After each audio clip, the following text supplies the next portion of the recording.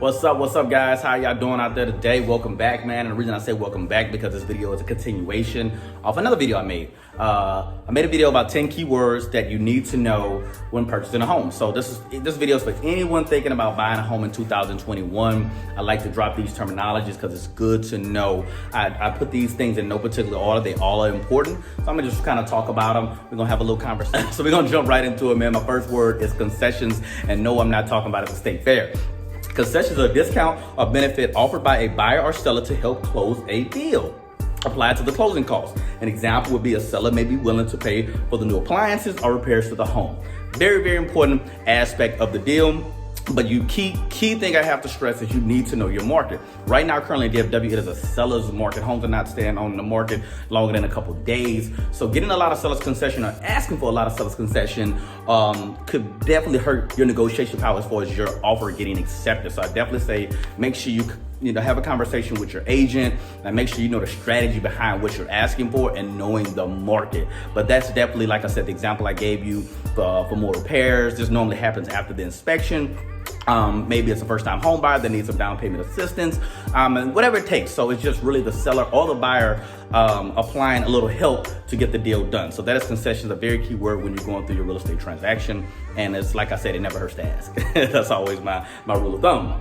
FHA loans, I'm pretty sure you heard those three letters thrown around a lot. So I'll kind of give you guys a breakdown. It is a mortgage insured by the Federal Housing Administration with lenient borrowing requirements guidelines. Normally 3.5 down payment, comes with upfront mortgage insurance premium and an annual insurance premium. So once again, when you're going through getting an FHA loan, what you need to understand is everything is a requirement through the federal government. So basically your lender is going to be asking for a lot of things. So don't get mad at your lender, don't get mad at your realtor. These are requirements and checkbox that have to be completed. And pretty much they're going to be digging through all your stuff. So you can't go into getting an FHA loan trying to hide private businesses or private accounts or private money, because they're going to be digging through all of your stuff. If you want to go that route, you might want to go conventional. But FHA loan is a great loan though. It's a great first time home buyer loan. It's a great loan to get into your home at only a 3.5 rate. But just know that they're gonna be digging through your stuff just to make sure. So just a little thing about that. Title insurance, another very key word that you need to know about. Home buyers opt to purchase title insurance policies to protect themselves from ownership claims or disputes. Protect you as long as you own the home. Very, very important that you get title insurance. Basically, you're in your home 2, 3, 4 years. Someone come knocking on your door and say, hey, this is my house, get out of here. Like, that will protect you. That's what the great folks at the title company do. They research and they backtrack this home, all the history. So when you get that insurance, you're protecting yourself. So you want to make sure you get that so you're ensured that you're the owner and no one else has any liens or ties to that property. Rate lock, another great word, normally from a lender, but me and you, we cool, so I'm gonna give y'all this game. Rate lock, it's a written promise from your lender to secure specific interest rate for a set period of time prior to closing, normally 60 days or less. So basically, we'll take a new bill, for example. If you're getting, any deal, it may take 30, 45 days. So basically, when you got pre-approved to find your home, interest rates and a lot of things change in the real estate world all the time. So a rate lock is so important. Once you're getting close to getting to the closing table, everything's getting finalized, your house is almost built, that you get a rate lock from your lender so you know exactly how much your interest rate is going to be, because we all know how important, how low interest rates are right now. But still, no, you want to know what you're going to be paying and what you're signing and committing yourself up for the next 30 years. So getting a rate lock from your lender is very key and very important. Something you should be looking for. USDA Loans. Let's get into some loans again. It's a loan program guaranteed by the U.S. Department of Agriculture to help low to moderate income home buyers finance homes in designated rural areas of the country. So I'm gonna try to put a map up here so you guys can see the rural development areas in DFW. And as you probably noticed, some of these cities you're very familiar with, you did not know they're rural development. There are some more requirements. You can definitely DM me, email me, contact me if you want to get all the full requirements on what it takes to get a USDA loan. But it's an amazing loan. I always brag and talk about it. I was able to get one with my first home back in 2014. So make sure you guys look into USDA loan, ask your agent about it, and just see, it doesn't hurt to ask. You know what I'm saying? You can apply for this loan, and it's a really, really great loan. And when you hear the word rural, it doesn't always mean countries and cows. It could be right here in your backyard. But check out that chart that I put up. That should be helpful.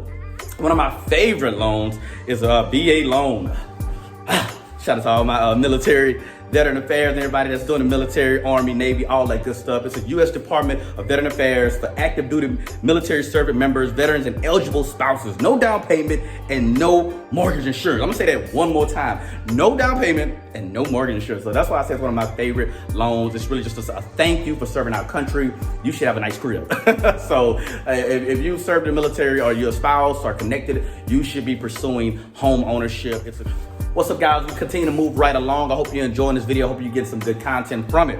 We're moving into conventional loans. It's a program not insured by the government agency. So this is normally a loan that is used by investors. Normally you put down 20%. You can put down lower than that, but that is really to avoid mortgage insurance. So that is what conventional loan, and it's a little bit less rigorous than an FHA loan. I know sellers tend to like conventional loan buyers rather than FHA. Sometimes they don't want to go through or even when you're doing a flip for an investor, you would rather a conventional buyer rather than an FHA buyer, just because there seems to be less requirements and regulations and hassle. And sometimes they feel like the deal is a little bit more smooth to close. So very important. Conventional loans are really good. I think it's all about your strategy. Talk to your lender what works best for you and your financial situation. An example I like to give some of my clients are FHA for your first home. Get in there to learn the process, and then on the second home, you take that money and then drop it down with your conventional loan for your second property. Doesn't always go that way, but talk to your lender. That's the person that's going to advise you properly through that process. All right, one word that every realtor loves is closing date. You know, we work so hard, we get to this, we get in there, closing date. It's the date outlined in the purchase contract when transaction and final financing approval must be completed. So this is the projected date. Yes, they have amendments that can push it back, or anything that can happen before then, but this is your projected date, normally 35, 45, with COVID sometimes even 60 days out. So yeah, this is exciting. This is the time when you can kind of see the finish line. When you get an actual closing date and things are looking good, like that. So like I said, all the hard work, you get that closing date. This is when everything needs to be done. All the I's are crossed, T's are dotted, and you're ready to go.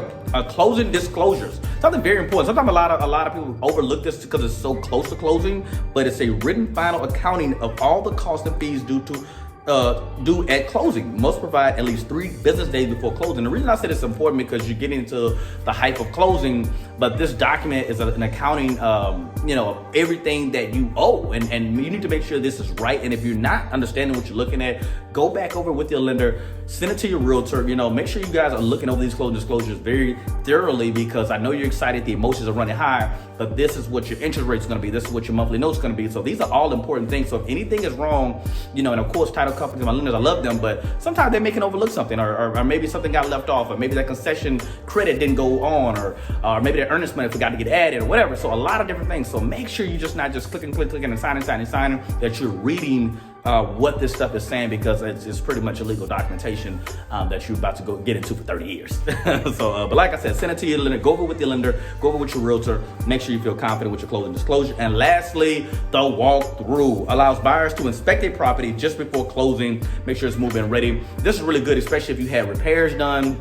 Anything changes to the property, you want to make sure with your own eyes that it has been done. If I said I changed the roof, I come back, I ain't got no roof, I ain't trying to close. So you need to make sure that, so it's really big with repairs, but a lot of time it's just a finalize, because you may not have seen this home for 30, 45, 60 days. So a thunderstorm may have come through, or maybe they had a span of robberies in the neighborhood, and you just don't know. So you want to see it with your own eyes before you sign that paper locking you in for 30 years. So the walkthrough is very, very critical. Even for a new build, I know it's very critical where you walk with the builder and make sure it is inspected and make sure it's to your liking. So walkthroughs are very important, man.